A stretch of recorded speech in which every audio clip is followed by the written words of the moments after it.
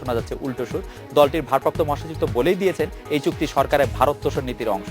এই অবস্থায় আজকের বাংলাদেশে আমরা খুঁজব কিছু প্রশ্নের উত্তর। নৌ প্রটোকলের একতরফা সুবিধা ভারতকে দিতে কেন আগ্রহী আমাদের সরকার? ভারতকে দেওয়া বিভিন্ন সুবিধার বিনিময়ে কি পাচ্ছে বাংলাদেশ? বিশেষ বিবেচনায় বিনা মাসুলে ভারতকে সড়কপথ ব্যবহারের অনুমতি দেওয়া কতটা যৌক্তিক? ট্রানজিট ইস্যুতে বাংলাদেশ ও ভারতের সরকারের বর্তমান অবস্থান কি? জানিয়ে রেখে আজকের বাংলাদেশে আপনার মতামত প্রশ্ন পাঠাতে এসএমএস করতে পারবেন। এসএমএস পাঠানোর নিয়ম একেবিও লিখে স্পেস দিন, লিখুন আপনার নাম, স্পেস দিয়ে লিখুন আপনার মতামত প্রশ্নটি যে কোনো মোবাইল ফোন থেকে পাঠিয়ে দিন 16232 এই নম্বরে। এছাড়া ইমেল করতে পারবেন akbo@independent24.tv এই ঠিকানায়, লিখতে পারবেন ফেসবুক ও টুইটারেও। এইসব বিষয়ে নিয়ে আলোচনা করতে আজ স্টুডিওতে আছেন নৌ পরিবহন মন্ত্রণালয়ের সচিব জনাব মোহাম্মদ আব্দুল মান্নান হাওলাদার, আছেন ঢাকা বিশ্ববিদ্যালয়ের আইন বিভাগের অধ্যাপক জনাব আসিফ নজরুল এবং বিআইডব্লিউটি এর চেয়ারম্যান জনাব মোহাম্মদ শামসুদ্দোহা খন্দকার। স্বাগত আপনাদের। আমি প্রথম প্রশ্নটি আমাদের মাননীয় সচিব আপনাকে করতে চাই যে আমরা এই বছরেরই ফেব্রুয়ারি মাসে দিল্লিতে একটি বৈঠকে আমরা একদম স্পষ্ট বলেছিলাম যে আশুগঞ্জ বন্দরকে পূর্ণাঙ্গ বন্দর হিসাবে ঘোষণা করে নিয়মিত ট্রানজিট কার্যকর করার ব্যাপারে ঢাকা আমরা না করে দিয়েছিলাম যে আমরা এটি করব না, কারণ অবকাঠামো উন্নয়নের যে শর্ত ছিল সেটি ভারত পালন করেনি। কিন্তু এবার নৌ প্রটোকল স্বাক্ষরের ক্ষেত্রে আমরা আবারও দেখলাম আশুগঞ্জকে ব্যবহার করা হচ্ছে। এটি কেন, নাকি হচ্ছে না, আপনি যদি একটু পরিষ্কার করেন। ধন্যবাদ। আসলে মনে হয় এখানে আশুগঞ্জকে আমরা ব্যবহার করতে দিচ্ছি কিনা এখানে একটা ভ্রান্তি আছে। আমাদের নৌ প্রটোকলে আমরা যেটি 1972 সন থেকে ধারাবাহিকভাবে চলে আসছে, কখনো কখনো 2 বছর পর, কখনো 3 বছর পর, কখনো 1 বছর পর এটা রিনিউ হচ্ছে, অথবা কয়েক মাস পরেও রিনিউ হয়ে আসছে। তারই ধারাবাহিকতায় আমরা এবছরে 2 বছরের জন্য গত 2 এবং 3 ফেব্রুয়ারি ভারত এবং বাংলাদেশের সচিব পর্যায়ের সভায় এটাকে 2 বছরের জন্য নবায়ন করা হয়েছে। এই নবায়নে আমরা কি পেয়েছি এবং কি দিয়েছি তার ছোট্ট একটা সংক্ষিপ্ত বিবরণ আমি আপনাদেরকে তুলে দিচ্ছি। আপনি অবশ্যই বলবেন। আপনি যদি আমাকে বা আমার সাথে আমাদের দর্শকদের একটু ক্লিয়ার করতেন আশুগঞ্জটা আমরা ব্যবহার করতে দিচ্ছি কি দিচ্ছি না।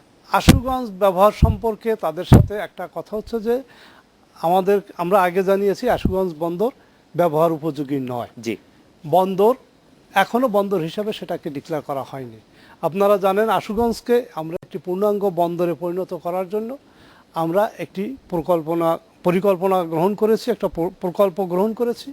সেই প্রকল্পের অর্থায়নের বিষয়টি ছিল ভারত থেকে যে আমরা $1 বিলিয়ন পাবো, সেইটার থেকে এই অর্থায়নের করার কথা ছিল। কিন্তু তারা একটা ফিজিবিলিটি স্টাডি করার কথা আছে, কিন্তু পরবর্তীতে এই বিষয়টি নিয়ে যে আমরা ঋণে করব কিনা এ ব্যাপারে আমাদের একটু দুশ্চিন্তা আছে।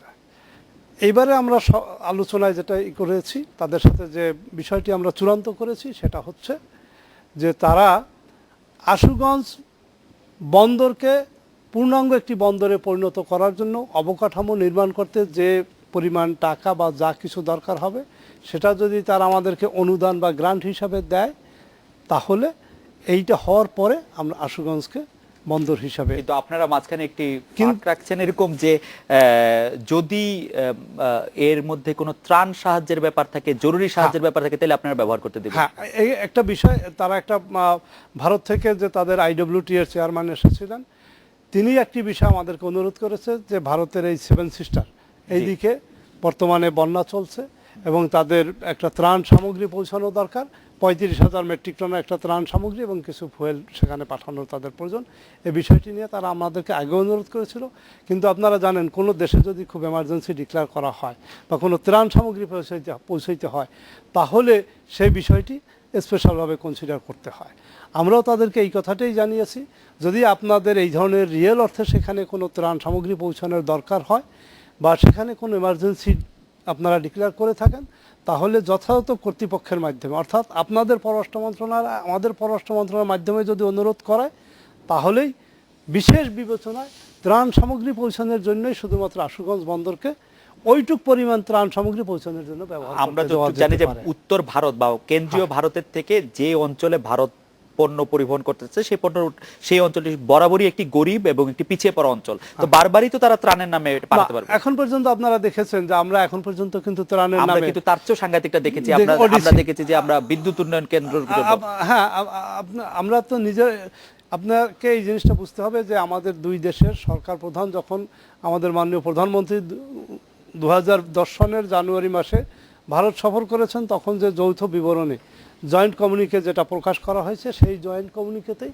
এই বিষয়টি অন্তর্ভুক্ত ছিল এবং সেইটাকে এক্সিকিউট করতে গিয়েই আমাদেরকে ওডিসি বা ওভার ডাইমেনশনাল কার্গোটাকে আমরা আশুগঞ্জ বন্দর দিয়ে তাদেরকে পরিবহন করার সুযোগ দিয়েছি এবং এইটা করার জন্য তারা যে পরিমাণ অবকাঠামো করার দরকার ছিল সেই টাকাটা পুরোপুরিভাবে তারা দিয়েছে বাংলাদেশ সরকারকে এবং সেই জন্য রোডের যে প্রস্তুত করার জন্য যে টাকাটা দেওয়া প্রয়োজন ছিল সেইটা সড়ক মন্ত্র বিভাগকে দেওয়া হয়েছে। আমাদের বন্দরকে তখন অ্যাক্টিভেট করার জন্য যতটুকু দরকার ছিল আমাদেরকে সেটা তারা দিয়েছে। আপনি জি জি আসিফ, আপনি বললেন যে আমাদের সমঝোতা স্মারকে ছিল, সমঝোতা স্মারকে তো আরো বহু কিছু ছিল, আরো বহু কিছু বাংলাদেশের প্রাপ্তির ব্যাপার ছিল। সমঝোতা স্মারক হচ্ছে একটা নিম্ন স্তরের আন্তর্জাতিক আইন, এটা কোনো এগ্রিমেন্ট না। সমঝোতা স্মারক এটা হচ্ছে আন্ডারস্ট্যান্ডিং একটা। তো ওইখানে তো আমাদেরও বহু কিছু পাওয়ার কথা ছিল, সেগুলি তো আমরা কিছুই পাই নাই। এখন আপনি যে বললেন যে আশুগঞ্জ ব্যবহার যখন করতে দিয়েছিল ওই যে পাল্টানা বিদ্যুৎ বন্দরের জিনিসপত্র নেওয়ার জন্য, হ্যাঁ, সেখানে যে ওডিসি চলেছে ওই যে ওয়ান ডাইমেনশনাল কার্গো, এটার জন্য আমাদের একটা নদী তিতাস নদীর মধ্যে বাদ দিয়ে ওইখানে প্রাণী বৈচিত্র্য পরিবেশের ক্ষতি করা হয়েছে এবং আশেপাশে সেতু ক্ষতিগ্রস্ত হয়েছে। এগুলি সমস্ত কিছু পত্রিকায় এসেছে। ত্রাণ সামগ্রীর জন্য আপনার ট্রানজিট দেওয়া বা বিশেষ বিবেচনা দেওয়া তো করতেই পারে বাংলাদেশ, কিন্তু অবকাঠামো নাই। আপনি প্রথমে নিজেই বলেন যে আশুগঞ্জ সেই রকম অবকাঠামো গড়ে ওঠেনি। তো অবকাঠামো না থাকা অবস্থাতে আমি কিভাবে এটা দিচ্ছি, আমার স্বার্থটা কোথায়? আপনি যদি সমঝোতা স্মারকের কথা বলেন, সমঝোতা স্মারকে আমাদের বহু কিছু পাওয়ার কথা ছিল, কিছুই আমরা পাই নাই। আমি আপনাকে কেন এই কথাটা বলছি, যেমন ধরেন আমার যদি 104 ডিগ্রি জ্বর থাকে এবং আপনি যদি অসুস্থ থাকেন, আমি নিজেই আপনাকে সেবা করতে প্রস্তুত না, তাহলে আমি আপনাকে কীভাবে সেবা করবো তখন? এখন আমার বন্দরই প্রস্তুত না, আমার রাস্তা নাই, আমার ডোমেস্টিক যে ট্রান্সপোর্ট আছে সেটা পরিবহন করার মতো রাস্তাই নাই। কয়েকদিন আগে খবর পেলাম, 2-3 দিন আগে, যে এই ভারতের ভারী ট্রাক চলার কারণে ব্রাহ্মণবাড়িয়া কুমিল্লা সড়ক ডেবে গেছে এবং আমাদের সড়ক পরিবহনে অত্যন্ত নাজুক অবস্থার কথা আমরা যোগাযোগ মন্ত্রীর মুখেই বারবার শুনি আর কি। তো এইরকম একটা তছনছ করা অবস্থায় আমরা তো মনে হয় ওই মানে 7 সিস্টার কান্ট্রিতে যেই অবস্থা আছে তার চেয়ে খারাপ অবস্থা তো আমাদের আছে। তো আমাদের উপর দিয়ে আমাদেরকে আমাদের সড়ক নৌ যোগাযোগ ব্যবস্থাকে বিপর্যস্ত করে প্রাণী বৈচিত্র্যের ক্ষতি করে আমরা ভারতের ত্রাণ ওখানে পৌঁছাতে দিব? এর আগে ভারতের ত্রাণ পৌঁছাতো না 7 সিস্টার কান্ট্রিতে। এবং আমি যতটুকু জানি, আরেকটা কথা আপনাকে বলি, 7 সিস্টার কান্ট্রিতে এমন কোনো বন্যা হয় নাই যেটাকে ইমার্জেন্সি বলা যেতে পারে। আপনি নিশ্চয়ই এটা অবগত আছেন, এটা তো নর্মাল বন্যা, ঠিক না? এটা আপনার কোন বিবেচনায় দিলেন? তারপরে মাননীয় সচিব আপনি বলবেন, কিন্তু তার আগে আমি একটু ডক্টর আসিফ নজরুলের সঙ্গে যুক্ত করতে চাই যে আপনি যে বলছেন যে মানে সেটা অনুদান হিসেবে টাকাটা আসবে, সেইখানেও ভারত শর্ত দিয়ে রাখছে 85% পণ্য ভারত থেকে কিনতে হবে এবং এটা আমরা এগ্রি করছি। অনুদানে কিন্তু এই ধরনের কোনো শর্ত আরোপ করার কোনো স্কোপ নাই। অনুদানে এরকম কোনো শর্ত আরোপ করার স্কোপ নাই, কিন্তু এখন পর্যন্ত 85% শর্ত, সেটা তাদের যে আমরা কি এটা এবার কোনো চেঞ্জ পাইছি? যেটা তাদের কাছ থেকে ঋণ আসার কথা $1 বিলিয়ন, সেখানে 85টা ওইটা আরো শিথিল করা হয়েছে। এখন খুব সম্ভবত 70% তাদের পণ্য ব্যবহার করার কথা। আমাদের এই যে কোর কমিটির ডক্টর মুজিবুর রহমান জনাব রহমতুল্লাহ বলছেন যে 85% দূরের কথা, এইসব পণ্য যেমন ডক্টর আসিফ নজরুল এবং ডক্টর শামসুদ্দোহা, যে এইসব পণ্য 85% দূরের কথা, 5% জিনিসও ভারত থেকে আনার দরকার নাই, কারণ পণ্যগুলি হচ্ছে ইট, বালু, সিমেন্ট, রড। তো মানে এটা আপনি সচিব সাহেব, আপনি একটা কথা বলার একটা কথা বলি, হ্যাঁ, একটা দেশের স্বার্থকে সংশ্লিষ্ট করে এত বড় চুক্তি যখন হয়, যেখানে তারা পার্মানেন্টলি আমাদের বন্দর ব্যবহার করবে, সড়ক ব্যবহার করবে, আমাদের এমনকি সমুদ্র বন্দরও ব্যবহার করতে পারে, কথাবার্তা শোনা যাচ্ছে। এই চুক্তির মধ্যে কি আছে, সমঝোতা স্মারকে কি আছে, প্রোটোকলে কি পরিবর্তন করা হচ্ছে, এটা আপনারা কার সাথে আলোচনা করে করলেন? 1 নাম্বার কথা। 2 নাম্বার কথা হচ্ছে এটা কেন জনগণ জানতে পারছে না? 3 নাম্বার কথা হচ্ছে এটাকে আপনারা এককভাবে, আমরা পত্রিকা বললাম কি নৌ পরিবহন মন্ত্রণালয় করছে এবং একজন বিশেষ উপদেষ্টা আছে মশিউর রহমান, উনি বহু আগের থেকেই ট্রানজিট দেওয়ার পক্ষে, ভারতের পক্ষে ওকালতি করে আসছেন। উনি এমন কথাও বলেছেন যে ট্রানজিট বিনিময়ে মাসুল চাওয়া নাকি অসভ্যতা হবে। উনার আন্তর্জাতিক আইন সম্পর্কে মিনিমাম ধারণা থাকলে উনি এই কথা বলতে পারে না। তো দেখা যাচ্ছে উনি আপনাদেরকে খুব ট্রাস্ট করছে, আপনাদেরকে সমন্বয়ের দায়িত্ব দিয়েছে। এবং আমি প্রথম আলো রিপোর্টে পড়লাম, আপনারা যখন এই সমন্বয়ের দায়িত্ব নিয়েছিলেন, একটা মিটিংয়ে পররাষ্ট্র মন্ত্রণালয়, বাণিজ্য মন্ত্রণালয়, যোগাযোগ মন্ত্রণালয় তারা আপত্তি করেছে যে আপনারা প্রপার অথরিটি কিনা। একটা মিটিংয়ে আসিফ ভাই 3টা মিটিংয়ে তারা আপত্তি করেছে, লিখিত চিঠি দিয়েছে, এবং এই চুক্তিটার ক্ষেত্রে লিড নেয়ার কথা হচ্ছে বাণিজ্য মন্ত্রণালয়। সেখানে বাণিজ্য মন্ত্রণালয় বলল আপনারা কেন করছেন? মানে আপনারা কি মশিউর রহমান সাহেব যা বলে তাই করেন? এই জন্য দিয়েছে আপনাদের? আমি আপনাকে একটু ক্লিয়ার করতে চাচ্ছি। জি, আপনি একটা কথা বলেছেন যে জয়েন্ট কমিউনিকে একটি নিম্ন স্তরের আন্তর্জাতিক চুক্তি। আমি আপনার এই নিম্ন স্তরের কথার উপর অত্যন্ত অবজেকশন জানাই। এই ধরনের কথা, এই ধরনের আলোচনায় ব্যবহার করা কোনো দেশের জন্য মঙ্গলজনক নিম্ন না। স্তরের বলতে আমি- এটা আমাকে একটু লো শেষ করতে- গ্রেড। আপনি কি Vienna convention of the law of the treaty আমি- পড়েছেন? আমি নিম্ন যতটুকু- স্তরের বলতে আমি কুৎসিত বলছি না, আমি বলছি এটা সফট অব্লিগেশন তৈরি করে। আচ্ছা, ঠিক আছে, হ্যাঁ। যদি সেটা হয়, কিন্তু সাধারণ মানুষ কিন্তু এই যে অনুষ্ঠানটা দেখতেছে, তারা কিন্তু এটা কোনোভাবে ঠিক আছে, করবে না। সাধারণ মানুষের জন্য আচ্ছা, বলে ঠিক দিচ্ছে আছে। এটা একটা সফট অব্লিগেশন তৈরি আচ্ছা, করে। ঠিক আছে। কোমল।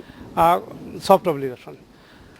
আমরা ডক্টর মশিউর রহমান বা আমাদের নৌ পরিবহন মন্ত্রণালয় আমাদের রুলস অফ বিজনেস এবং অ্যালোকেশন অফ বিজনেসে আমাদেরকে যতটুকু দায়িত্ব দেওয়া হয়েছে আমরা ততটুকু পালন করছি। সামগ্রিকভাবে ট্রানজিটের বা অন্য কোনো বিষয় আসলে সেখানে বাণিজ্য মন্ত্রণালয়ের এখতিয়ার আছে।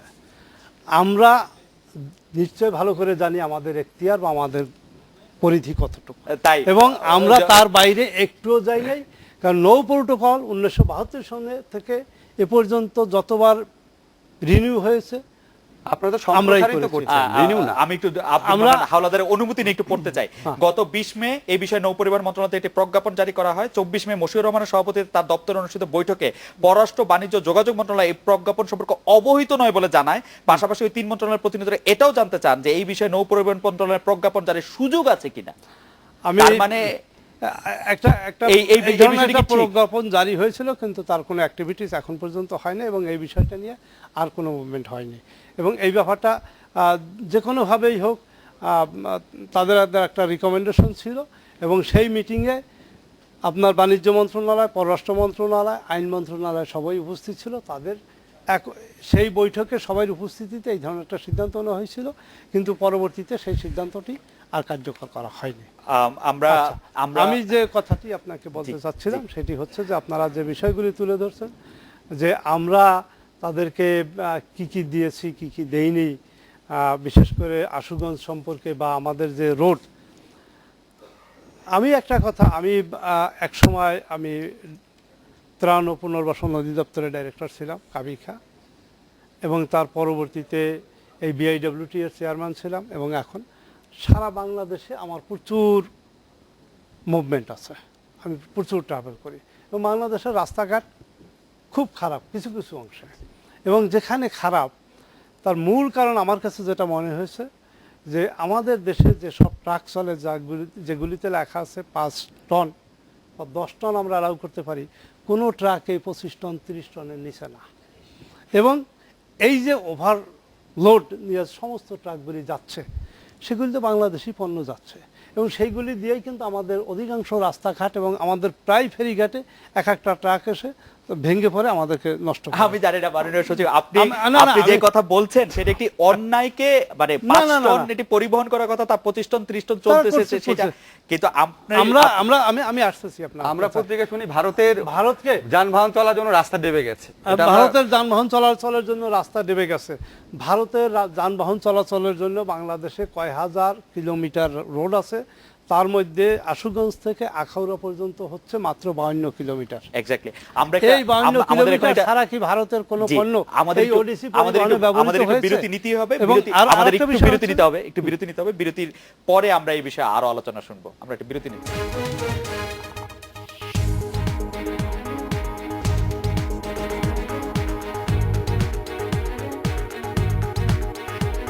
বিরতির পর ফিরে এলাম। আজকের বাংলাদেশে জনাব শামসুদ্দৌলা খন্দকার, আপনার কাছে জানতে চাইবো যে দুটি জিনিস আমরা জানতে পেরেছি, যে বাংলাদেশের ব্যবসায়ীদের কথা বলে উপকূলীয় জাহাজ চলাচলে অনুমতি বা প্রস্তাব করা হয়েছে বাংলাদেশের পক্ষ থেকে, কিন্তু বিশেষজ্ঞরা বলছেন যে বাংলাদেশের 2 বন্দর ব্যবহারের মাধ্যমে উপকূলে জাহাজ চলাচলে কার্যত ভারতের ট্রানজিট সুবিধায় নিশ্চিত হবে। আমরা এই প্রস্তাবটা কেন দিলাম? আমরা আসলে কি পাবো এই উপকূলীয় জাহাজ চলাচলের জন্য?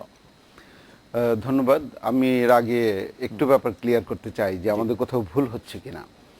যেটা আমরা একটু আগে শুনেছি যে ভারত যে টাকা দিবে তা দিয়ে ইট, বালু, সিমেন্ট ভারত থেকেই কিনতে হবে, না। এটি হচ্ছে আশুগঞ্জ পোর্ট ডেভেলপমেন্টের জন্য যে 250 কোটি টাকা, এই 250 কোটি টাকার মধ্যে কিন্তু কোনো ইট, বালু, সিমেন্ট ভারত থেকে কিনতে হবে না। এই পোর্ট ডেভেলপমেন্টের জন্য যত যা কিছু ম্যাটেরিয়ালস সেটা বাংলাদেশেরই, এবং বাংলাদেশই সেটা করবে। আর হচ্ছে ভারতীয় সফট লোনে যে আমাদের 3টি ড্রেজার কেনার অ্যান্ড অ্যান্সিলারি কেনার ব্যাপার আছে, সেটি হচ্ছে একটি অংশ ভারতে উৎপাদন করতে হবে, এবং এটি এখন আরও রিল্যাক্স করা হয়েছে, একটি বড় অংশ বাংলাদেশই তৈরি করতে পারবে। আর ড্রেজার ম্যানুফ্যাকচারিং, এটা বাংলাদেশ যতটা এক্সপার্টাইজ ডেভেলপ করেছে, ভারতে কিন্তু ওরকম কিছুই হয়নি। ওনারা নিজেরাই বলেছেন যে এগুলো আপনাদের এখানেই করতে হবে। আর এরপর আপনি যেটা বলছিলেন, প্রশ্নটা প্লিজ।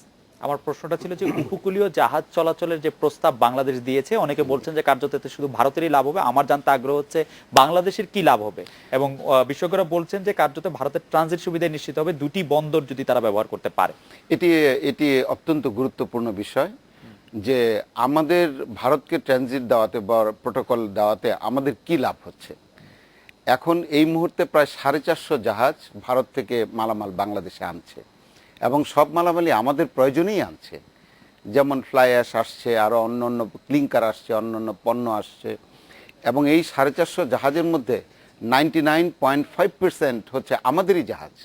আমরা প্রতি বছর প্রায় 100 থেকে 150 কোটি টাকা রোজগার করি হচ্ছে আমাদেরই জাহাজগুলো ব্যবহার হয়, এবং আমাদেরই জনবল, আমাদেরই ক্রুরা এই সব জাহাজগুলো চালায়।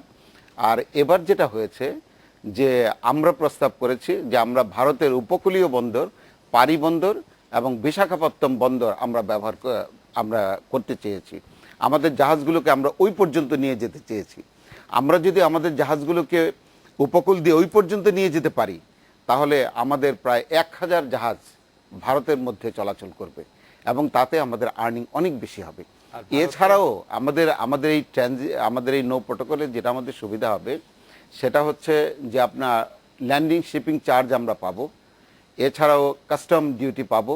এতে বিরাট একটি অংশ, একটি বৈদেশিক মুদ্রা বাংলাদেশে আহরণ করা সম্ভব হবে, অর্জন করা সম্ভব হবে। এই উপকূলীয় জাহাজটার আমি উপকূলীয় জাহাজ সম্পর্কে আমার চেয়ারম্যানকে একটু আমি সাপ্লিমেন্ট করতে চাচ্ছি। সেটি হচ্ছে, আপনারা শুনেছেন যে বাংলাদেশি ব্যবসায়ীরা তাদের এই উপকূলীয় জাহাজ বা কোস্টাল শিপ ব্যবহারের জন্য একটা প্রস্তাব রেখেছে। এই এটা প্রস্তাব আমরা আপনাদের মুখে শুনেছি, এটা মানে রিটার্ন দিয়েছে কাউকে, মানে কারা দিয়েছে, মানে এটা কিন্তু হঠাৎ করেই শুনেছি আমরা। আমি এই ব্যাপারটা এই বিষয়টি নিয়ে এই মন্ত্রণালয়ে বেশ ব্যবসায়ীরা কিছু কয়জন? আলোচনা আমরা কিচ্ছু হয়েছে। জানি না। বাংলাদেশের ব্যবসায়িক যে জাহাজ মালিক যে সমিতি, তাদের পক্ষ থেকে প্রস্তাবটা এসেছে। আপনারা এটা নিশ্চয়ই জানেন, বাংলাদেশে না শুধুমাত্র বিশ্বে, সারা বিশ্বে এখন পর্যন্ত যত ট্রেড হয় তার অধিকাংশ ট্রেডে সিবন বা ওয়াটার বেসড ট্রেড। তো সেখানে বাংলাদেশেও আমরা একটা হিসাব দেখেছি, 1 টন মাল 1 কিলোমিটার পথ পরিবহন করতে সড়ক পথে লাগে 4.5 থেকে 5 টাকা, রেলপথে লাগে 2.5 টাকা, আর নৌপথে 1 টাকারও কম, 98 পয়সা লাগে। আমরা যদি এই উপকূল ভারত থেকে যেসব মালামাল আমাদের এখন পর্যন্ত আমরা ব্যালেন্স অফ পেমেন্টের দিক থেকে বা বাণিজ্যের দিক থেকে আমরা ডেফিসিট অবস্থায় আছি, আমাদের এক্সপোর্টের তুলনায় ভারত থেকে ইম্পোর্ট বেশি। যে মালামালটা আমরা ইম্পোর্ট করি, সেই মালামালটা যদি আমরা নৌপথে আনতে পারি, অবশ্যই আমাদের সেখানে কষ্ট কম পড়বে। দ্বিতীয় কথা হচ্ছে, যদি আমাদের মূল প্রোটোকলে আছে যত মালামাল ভারত থেকে আসবে বা বাংলাদেশ থেকে ভারতে যাবে, তার 50% ভারতীয় জাহাজ ইউজ করবে, 50% বাংলাদেশি জাহাজ ইউজ করবে। এখন 99%-এর বেশি জাহাজের মালিক আমাদের বাংলাদেশি। তো এই যে জাহাজের মালিক, তারা যে তাদের যে ইনকামটা, যে ক্রুদের যে ইনকামটা, এই জিনিসটা তো আমাদের পক্ষে চলে আসতেছে। এবং ভারতীয় জাহাজ যখন যদি কখনো আমাদের দেশে, আমাদের সীমানায় প্রবেশ করে, সীমানায় প্রবেশ করার সাথে সাথেই তাকে আমার নৌপথ ব্যবহার করতে গেলে তাকে কনজারভেন্সি দিতে হয়, তাকে পাইলটেজ ফি দিতে হয়, যে কোনো বন্দরে ভিড়তে গেলে তাকে বার্দিং চার্জ দিতে হয়, হ্যান্ডলিং চার্জ দিতে হয়। একটা বিদেশি জাহাজ, যে কোনো দেশের জাহাজ আসলে যে পরিমাণ অর্থ, যে খাতে যে পরিমাণ অর্থ আমাদের বন্দরকে দিতে হয়, ভারত থেকে কোনো জাহাজ আসলে আমরা তার থেকে কোনো অংশে 1 পয়সাও কম নেই না। এখানে একটা ভ্রান্ত ধারণা দেওয়া হচ্ছে যে আমরা তাদেরকে বিনা পয়সা দিচ্ছি। আমরা বিনা মাসুলে, আমি মাসুলের বিষয়ে আসছি। মাসুলের বিষয়টি নির্ধারণ করার দায়িত্ব হচ্ছে আমাদের দেশে এনবিআর-এর। আমি যেটা বুঝি, আমরা ঠিক অথরিটি না। এতদিন পর্যন্ত এনবিআর বা কমার্স মিনিস্ট্রি যতবার বৈঠক করেছে, কখনো কি ফরমালি তারা তাদের কাছে এই প্রস্তাব দিয়েছে যে আমাদেরকে এই মালামাল পরিবহনের জন্য, তাদের হ্যান্ডলিং চার্জের জন্য তাদেরকে শুল্ক দিতে হবে? আমরা বরঞ্চ এইবারে প্রপোজালে আমার নেতৃত্বে যে সভাটি হয়েছে, সেখানে কাস্টমসের লোক ছিল, পররাষ্ট্র মন্ত্রণালয় ছিল, বাণিজ্য মন্ত্রণালয় ছিল, তাদেরকে দিয়ে প্রস্তাবটা আমি উত্থাপন করিয়েছি। সাথে সাথে তারা অপোজ করেছে। কোন প্রস্তাবটির কথা বলছেন? না, custom service charge. Custom service চার্জের ক্ষেত্রে এনবিআর জানুয়ারি মাসের এই বছর জানুয়ারি মাসের 21 তারিখের আগে 21 তারিখের আগে, কারণ 22 তারিখ এটি পত্রপত্রিকায় প্রকাশিত হয়েছে, স্পষ্ট তারা নৌ প্রোটোকলের ট্রানজিট মাসুল নেওয়ার ক্ষেত্রে কোন কোন ক্ষেত্রে মাসুল নেওয়া হবে তারা একদম স্পষ্ট বলেছে। তারা বলেছে কাগজের প্রক্রিয়াকরণ, ট্রান্সশিপমেন্ট, স্ক্যানিং, মার্চেন্ট ওভারটাইম, নিরাপত্তা প্রহরা, আইসিটি মাসুল, আমি বলতেছি এবং তারা এই একদম বিষয়টি আমি একদম টেকনিক্যালি একদম একেবারে 580 টাকা চেয়েছে, 580 টাকা চেয়েছে, বেশি কোন কোন ড্রাফট খাতে পণ্যবাহী কোন জাহাজ। কোন খাতে চেয়েছে। জি। এখানে আপনি একটা জিনিস দেখেন, এটা প্রকাশ্যে আমার বলাটা ঠিক হবে না, জি। স্ক্যানিং এর এটা হচ্ছে 300 টাকার মতো। আমরা মিটিংয়ে যেদিন বসবো তার 2 দিন আগে আমি সবাইকে নিয়ে বসেছিলাম, তখন আমরা তাদেরকে বললাম যে তুমি 10 টাকা 20 টাকা এবং স্ক্যানিং এর জন্য যে 300 টাকা চেয়েছো, স্ক্যানিংটা হবে কোথায়? স্ক্যানিং মেশিন না থাকলে 300 টাকা তুমি পার টনে কীভাবে চার্জ করবে? তার চেয়ে সব একত্র করে তুমি 580 টাকা না আছে আমরা একত্রে তাদের কাছে ডলারে $8 বা $10 বলছিলেন আপনি $8 বা $10 তোমরা চাও, এবং সেই প্রস্তাবটাই কিন্তু তাদের কাছে উত্থাপন করা হয়েছে। 580 টাকার পরিবর্তে আমরা তাদের কাছে খালেদ, আমি কয়েকটা কথা $8 বলি। হ্যাঁ, চেয়েছি। আমি কয়েকটা কথা বলি। $8 হয়েছে চেয়েছি। কি, সেই- সচিব সাহেবের তো এই ব্যাপারে এমন এক্সপার্টিজ আছে, এখন উনি তোমার এমন অনেক কিছু বলতে পারবে যেটা আমরা রেডিলি বুঝতেও পারবো না। আমি কয়েকটা কথা আপনাকে বলি। আপনি সচিব সাহেব, তাইলে আমাকে আমি- এইভাবে আমি- ব্লেম দিবেন না, আমি না, অনুরোধ blame করব। দিচ্ছি না, আপনি আমার শোনেন। এক্সপার্টাইজ, আমি 5 বছর এই সেক্টরে কাজ আমি করছি। আপনাকে কয়েকটা কথা এবং বলি। আপনি আপনি- তাহলে আমি আমি আপনাকে আমার প্রশ্ন করছি প্রোটোকলে just। আমি কি কি করেছি, আমি এগ্রিমেন্টে কি কি করেছি, এই বিষয়- আমি একেবারে পাবলিকালি দিতে পারি। যদি সেখানে কোনোভাবে বাংলাদেশের স্বার্থের পরিপন্থী একটা ওয়ার্ড থাকে, আপনারা তারপর দিন এটা আপনাকে অনেক ধন্যবাদ। আমি কয়েকটা কথা খালেদ বলি। আমাদের কেন ট্রানজিট নিয়ে এত কথা উঠছে, আমরা ফার্স্ট কথা হচ্ছে, আমরা যখন এই নৌ প্রোটোকলটাকে নবায়ন করলাম 2010 সনে, তখন তারপরই যে কোর কমিটি আছে এবং রহমতুল্লাহ সাহেব আছে, মুস্তাফিজ সাহেব আছে, ওনারা সবাই বলেছিল এটা নবায়ন করার সময় যখন আমরা সম্প্রসারিত করলাম, যে আশুগঞ্জকেও ইনক্লুড করলাম, তখন আমাদের মাসুল চার্জের কথাটা বলা উচিত ছিল।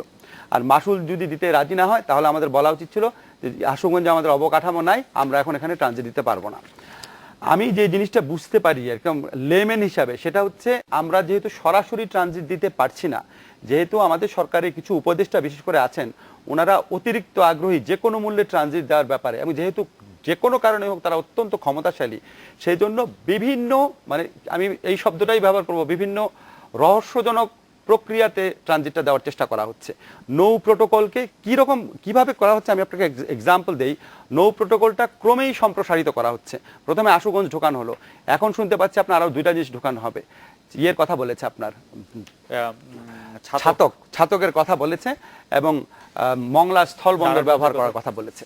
এখন যদি আপনি নৌ প্রোটোকলের আন্ডারে এটা করেন, এবং একই সাথে সাথে আমরা পত্রিকাতেই পড়লাম আমাদের উপদেষ্টা বলছেন যে নৌ প্রোটোকলটাকে ট্রেড এগ্রিমেন্টের বাইরে নিয়ে আসতে, যাতে এটা আমাদের যে ওই যে কম্প্রিহেন্সিভ যে আপনার একটা সমঝোতা স্মারক ছিল, সেই সমঝোতা স্মারকের আন্ডারে যেন এটা করা যায়। এটা তো কারেক্ট আমি বললাম।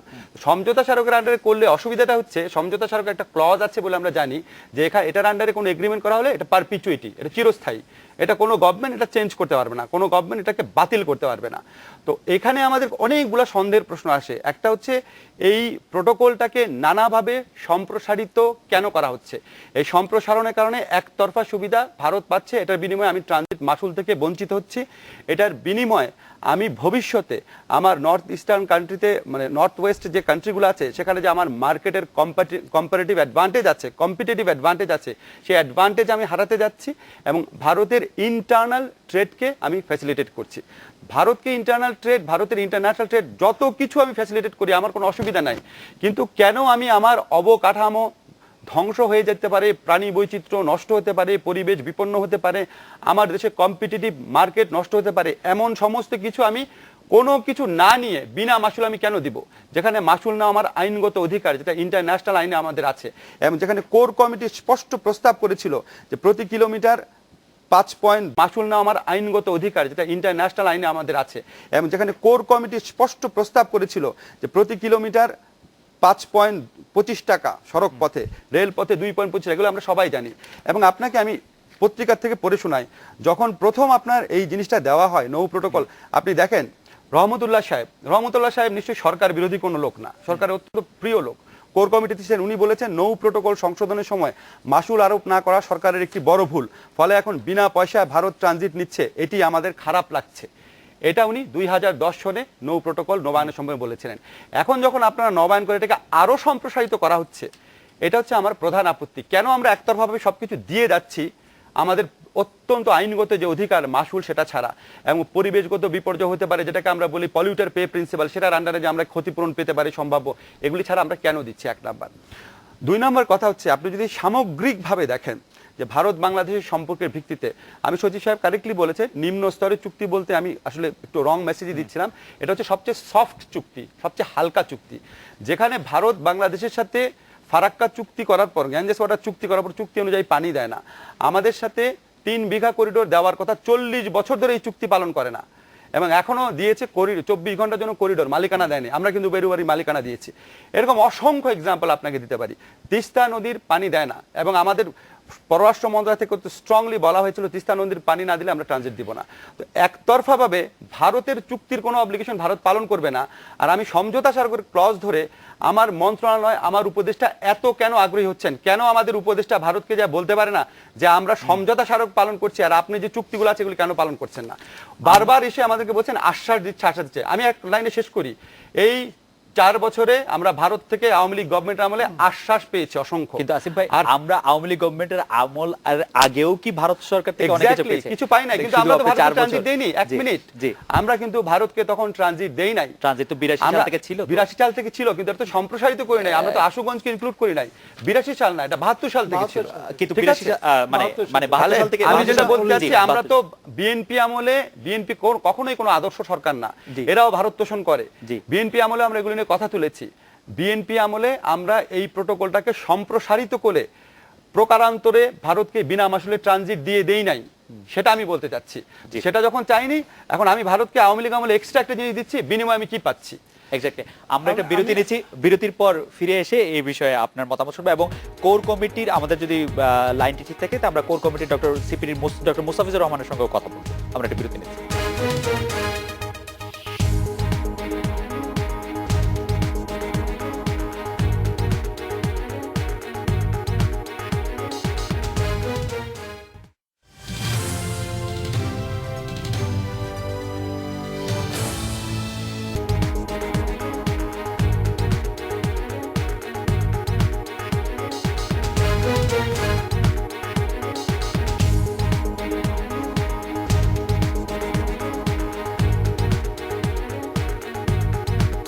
বিরতির পর ফিরে এলাম। আজকের বাংলাদেশে ডক্টর শামসুদ্দৌলা খন্দকারের কাছে জানতে চাইবো যে আশুগঞ্জ নদী ব্যবহার করে ট্রানজিটের যে ট্রায়াল রানের অভিজ্ঞতা আমাদের, তাতে বিআইডব্লিউটি একটি প্রতিবেদন তৈরি করেছিল গত 8 জানুয়ারি।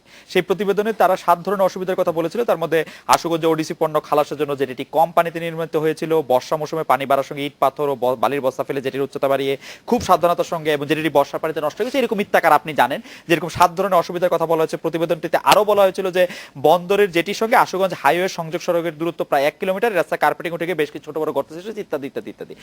এই বছর কি এই অবস্থার কোনো পরিবর্তন হয়েছে যে আমরা প্রোটোকলটি সম্প্রসারিত করার ক্ষেত্রে কি আমরা এটি বিবেচনায় নিয়েছিলাম যে আমরা এই বিষয়ে আপনার বক্তব্য? এটিও আমাদের একটু পরিষ্কার হওয়া দরকার যে আশুগঞ্জে আমাদের নিজস্ব একটি বন্দর আছে, এবং now it's a very busy port. প্রতিদিন প্রায় 25 থেকে 30টি জাহাজ সেখানে বেরে, প্রায় 100 খানেক বড় দেশি নৌকাতে সেখানে মালামাল খালাস হয়।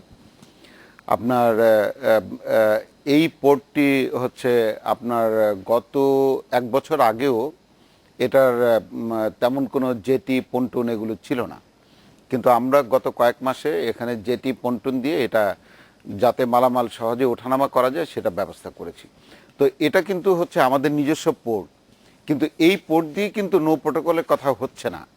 নো প্রোটোকলের যে পোর্টের কথা বলা হচ্ছে এটি কিন্তু হবে হচ্ছে এই জায়গা থেকে আধা কিলোমিটার দূরে, এবং ওটা যতক্ষণ পর্যন্ত না হচ্ছে ততক্ষণ পর্যন্ত কিন্তু ভারতীয় জাহাজ এখান দিয়ে ওঠানামা করছে। আপনাকে ধন্যবাদ। শুধু ত্রাণ বা এইসব কিছুর ক্ষেত্রে জাহাজ। আমরা একটু কোর কমিটির যারা ডক্টর মুস্তাফিজুর রহমানকে শুনে আসি। ডক্টর মুস্তাফিজুর রহমান, আমরা দেখতে পাচ্ছি যে ট্রানজিট বলি বা ট্রান্সশিপমেন্ট বলি, আমাদের নৌ প্রোটোকলের একটা মেয়াদ, আওতা এবং পরিধি বাড়লো। এর কতটা বাংলাদেশের স্বার্থে আসবে এবং এই ক্ষেত্রে বাংলাদেশের কূটনীতি বা কতটা দক্ষতার পরিচয় দিল, আপনি আমাদেরকে একটু যদি বলেন।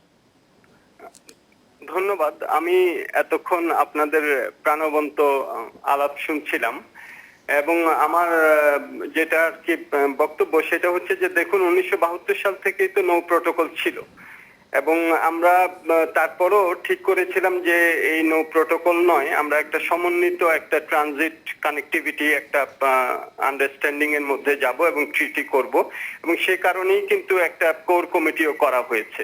সেই কোর কমিটি কিন্তু তাদের রিপোর্টও দিয়েছে, এবং সেখানে সড়ক, নৌ এবং রেল পথে কিভাবে কোন কোন রুটে যোগাযোগ করা সম্ভব এবং সেখানে ফিজ ইত্যাদি কি হতে পারে সেটা সম্বন্ধে আমরা কিন্তু সুস্পষ্টভাবে আমাদের মতামত দিয়েছি।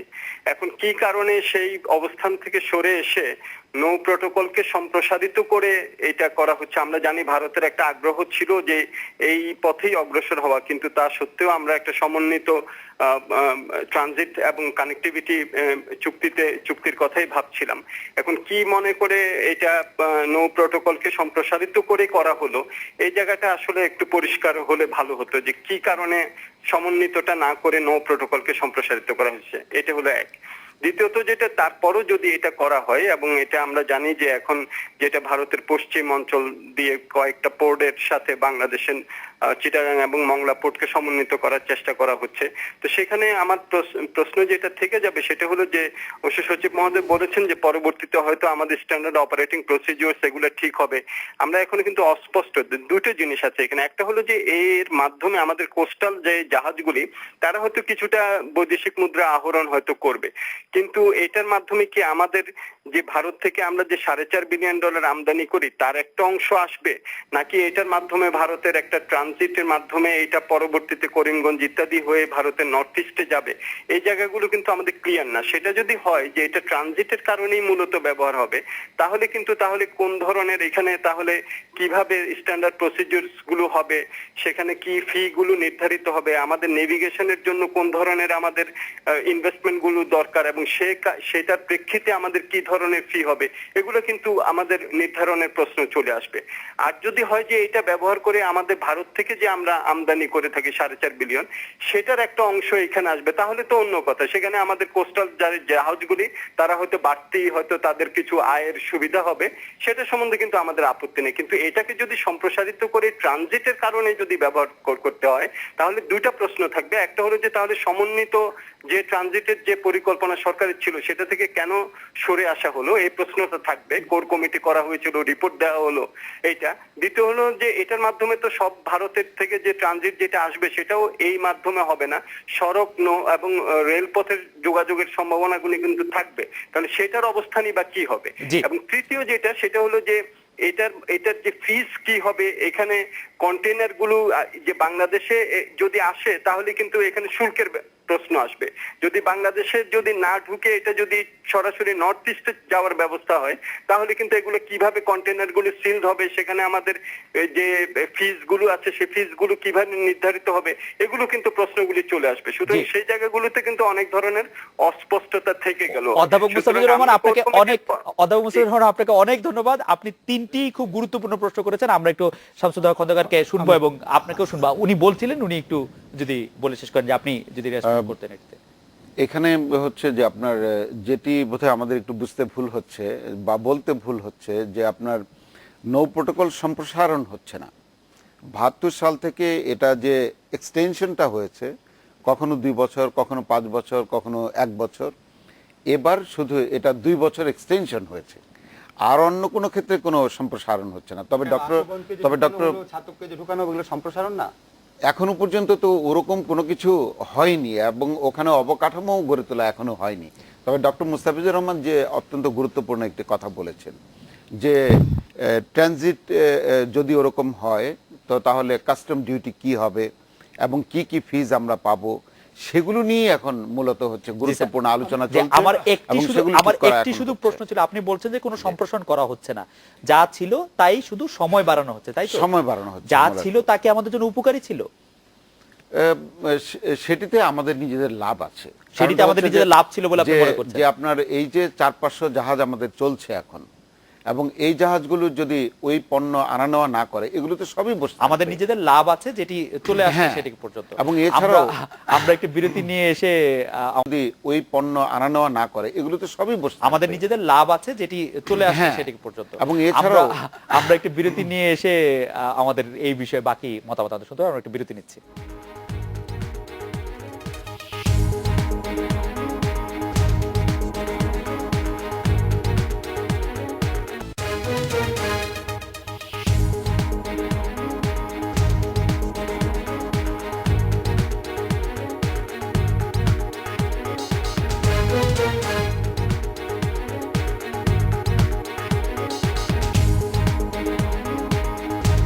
বিরতির পর ফিরে এলাম আজকের বাংলাদেশে।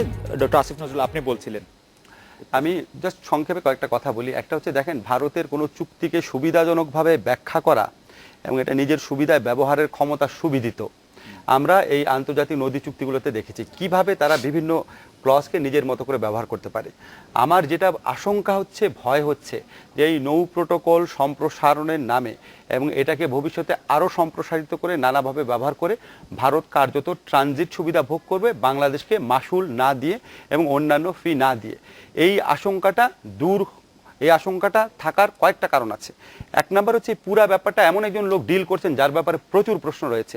মশিউর রহমানের ক্ষেত্রে মহাজোটের সঙ্গীরা বলেছেন উনি ভারতের স্বার্থ বেশি দেখেন, বাংলাদেশের স্বার্থ বেশি দেখেন না। মহাজোটের সঙ্গীরা বলেছেন উনি ভারতের হয়ে কথা বলেন। উনি আমাদেরকে বলেছেন ভারতের কাছে ট্রানজিট চাওয়া নাকি অসভ্যতা, যেটা আন্তর্জাতিক আইন অনুযায়ী আমাদের অধিকার, সেটা নাকি অসভ্যতা। আরেকবার উনি বলেছেন যে মাসুল আমরা এখন নিব না, দেখি আমাদের তো অভিজ্ঞতা নেই, পরে একটা সময় নিব আর কি।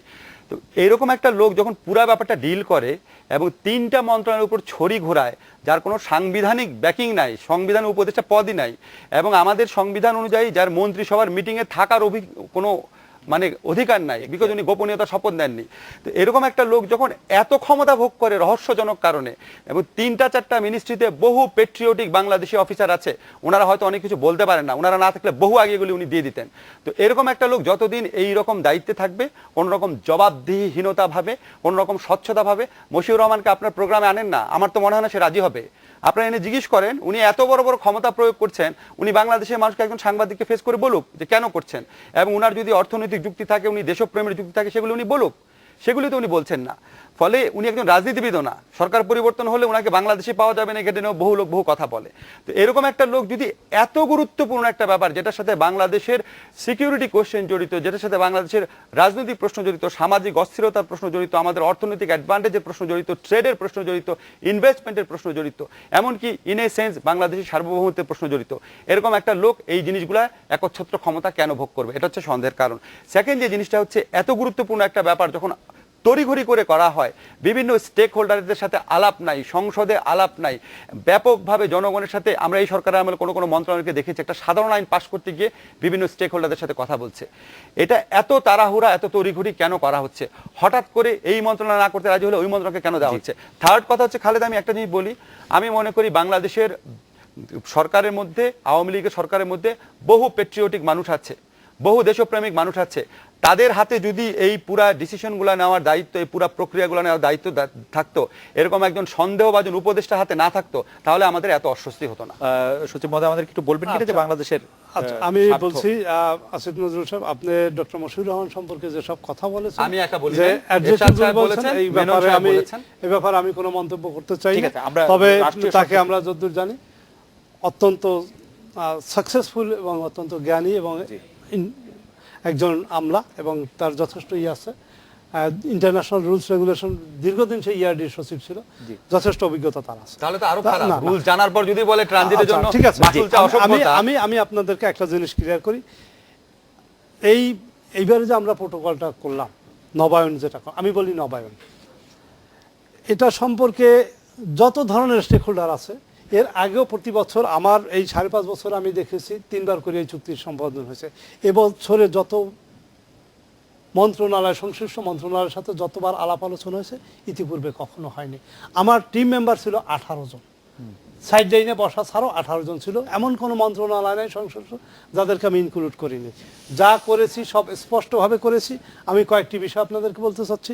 3 বছর মেয়াদি বা আরও দীর্ঘমেয়াদী এই নবায়নের জন্য আমাদের উপরে প্রস্তাব ছিল, আমরা সেটাকে বহু কষ্ট করে আমরা 2 বছরের এনেছি।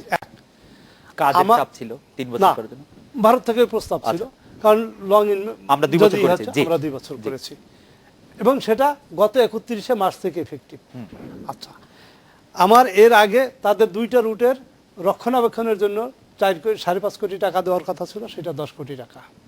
আমার আশুগঞ্জ পোর্টকে অনুদানে করে দেওয়ার জন্য আমার প্রায় 300 থেকে 400 কোটি টাকার একটা প্রকল্প, সেটা অনুদানে তারা দিতে সম্মত হয়েছে।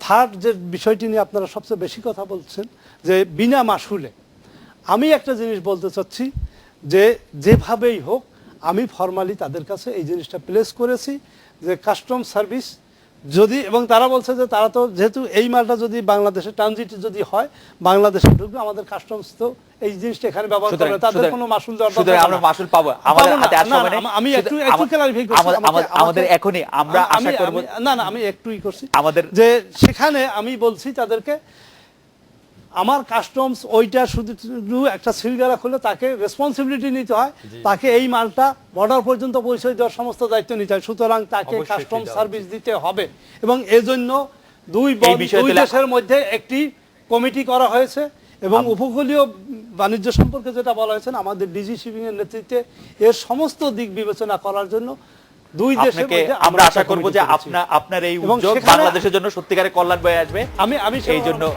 এই জন্য আজকে অনুষ্ঠানে আসার জন্য জনাব হাওলাদার, জনাব নজরুল এবং জনাব খন্দকার আপনাদের অনেক ধন্যবাদ। এই ছিল আজকের বাংলাদেশে, দেখা হবে আগামীকাল এই সময়। শুভরাত্রি।